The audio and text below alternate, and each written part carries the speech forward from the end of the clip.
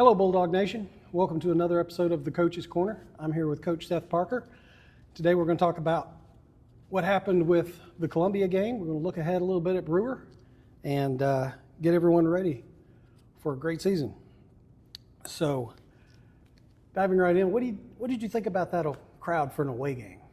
Man, it was awesome. It was what I was hoping, what I was in a lot of ways expecting from my time here at Priceville so far. And as always, Bulldog Nation showed up and showed out. And again, it felt like we were.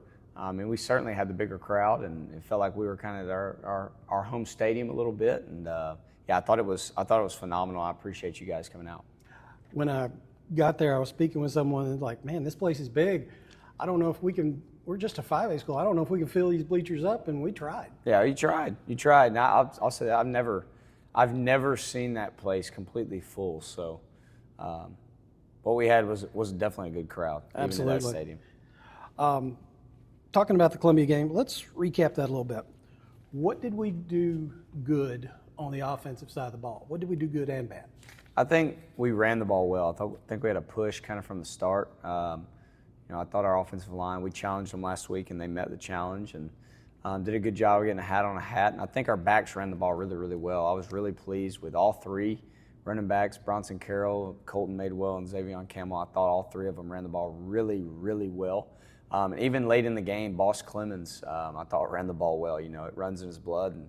But he hadn't taken really any running back reps in practice, and so it was kind of one of those things like, we were trying to get the guys in there that had scored, try to get them out, and we put Boss in there, and I thought he ran the ball well. So it's just a testament to him, and he's willing to do anything for the team. But I think, like I said, I think our offensive line played really, really well. I thought our running backs ran the ball well. Pad level was good, and they had a nose for the end zone. I would have liked to see us make a few more plays in the air, but that's also kind of what Columbia chose to take away from us. And so kind of the adverse of the week before, they kind of took away the run game, and we kind of exploited them in the air against Sardis. So it's just kind of one of those things you got to take what they give you, and we were able to run the ball effectively, and if we can do that every game, I'll be very happy. Oh, absolutely.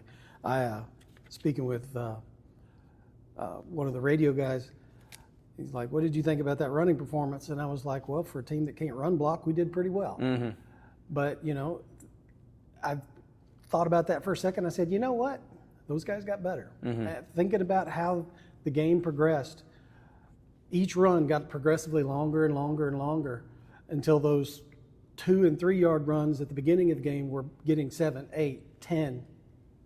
And those guys were holding their blocks a lot longer, and that you could see the progression during the course of the game that the offensive line just got better and better. Right. And I think we are a good run blocking team. I think that's what we certainly are striving to be, and we're certainly not there yet. But I think a lot of it too with an offensive line, especially, in at a level like this with fewer numbers in practice, you're not able to have the same 5 guys rep every single run play together all the time. And so it kind of took us a little while to piece together exactly how we thought the line would piece together.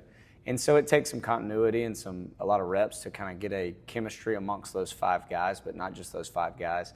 A 6th guy with a sniffer, if you bring in an extra tight end, a 7th guy, and then of course the backs have to kind of know what to expect from their linemen, who's going to create this kind of gap or this kind of crease. And so it just takes time, but again, it's something that we certainly, we're not very patient with it as coaches. We want it done right now and done right, every day. What about on the defensive side of the ball? What do we do good? I think very similar to offense. I thought we, offensively we established a run. I think defensively we kind of stopped the run early on. I think their first play, outside of one really big play that they scored on, the first play of the game, I think they gained 6 or 7 yards, and that was I think it was the longest run they had until that long run for a touchdown. And so outside of that first play, I thought we were really, really good in the run game. I thought we created a lot of tackles for loss. And then on the back end, we were, I think going into the game, one of the things we were worried about is them being able to throw the ball over our head at times. And our corners and safeties did a really good job of dropping in their coverages and staying in phase and playing the man. So I thought we did a great job on that. And then, of course, in special teams, I thought we looked sharp. We made a play early in the game. Jack Eubanks got a fingertip on a punt, and the punt goes up in the air, kind of deflected a different way, and Uriah Burnham settled under it and made a good play, caught the ball, and took one step into the end zone. So that was a great way to start. But even more than that, I thought we covered kicks well.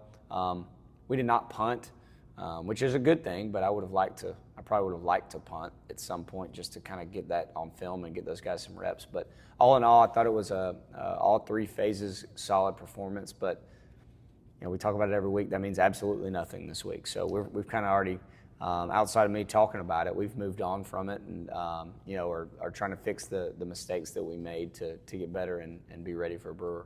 That infamous Saban rule, 24 hours. You get to celebrate, then we start learning from that. Right.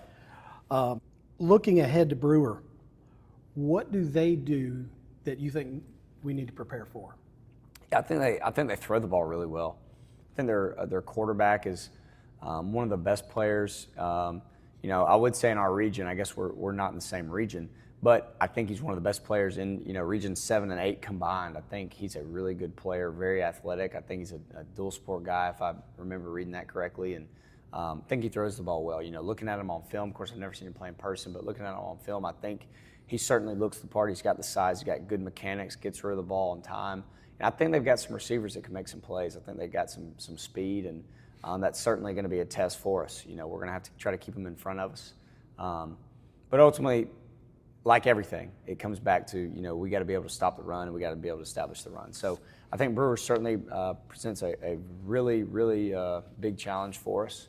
And of course, being a rivalry game, I know they're going to be teed up and ready to go, just like our kids are going to be teed up and ready to go. And so, going to have to play well. It's going to be interesting to see who's the most teed up and ready for the game, the Brewers team, your team, or the fans. I'm not sure which it is. Yeah. But it's going to be a great atmosphere wherever, regardless. Who's caught your eye this week in practice?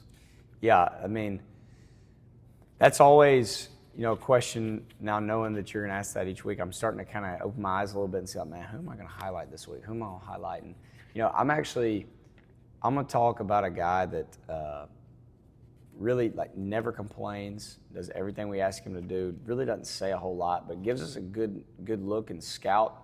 I think he's going to be a really good player for us. Is Ryder Collier. He's a freshman receiver, and I can talk about a ton of guys. I can talk about older guys, but Ryder does a great job for us, and he's an undersized guy. I got a special place in my heart for undersized guys because I'm not a very big guy. I wasn't really big when I played in high school, and so man, he's done a really good job being a kick returner for us, being a scout team receiver, and just somebody that's really improving. I think over the course of 4 years, going to really develop and be a good player for us. So really, really proud of him. But I'm going to talk about two more freshmen, Colton Madewell and Xavion Campbell. Them being freshmen running backs, being younger, they have to take a lot of times the majority of reps in practice. Bronson plays a little bit of both ways, and so those guys, they take a beating, and you would never know it. They just next guy up, next play, and so we certainly got to keep those guys healthy. But I've been really pleased with those guys and how they've played for us. Yeah, absolutely. And I know they both had Xavion and everyone just had big games. The JV game, they both got their name called a lot, and what Madewell has done is spoken for itself. Even with a banged up knee, he breaks one for 65 yards and gets, almost 160 yards on 6 carries. That's, that just speaks for itself. That's unreal. Anything else you'd like to add for Bulldog Nation?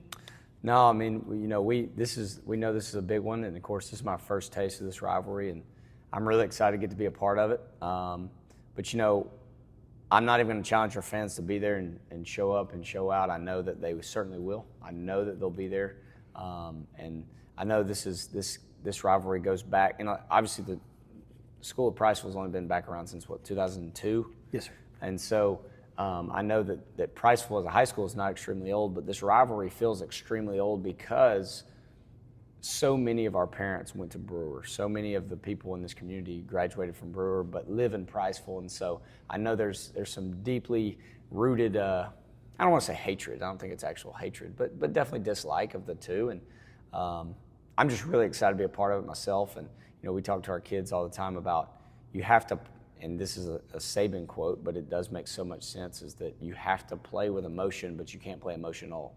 And so I think that's going to be the challenge for both teams is who can be excited, be teed up as we referred to earlier, but also be relaxed enough to go out and execute and not lose your mind out there. So really excited about it, but I look forward to seeing all our fans there, and I know they'll have a great crowd, and we're going to do everything we can to make Bulldog Nation proud this week. And proud we will be. Bulldog Nation, we'll see you Friday night at Brewer, 7 o'clock. Be there. It's going to be good. Have a good day.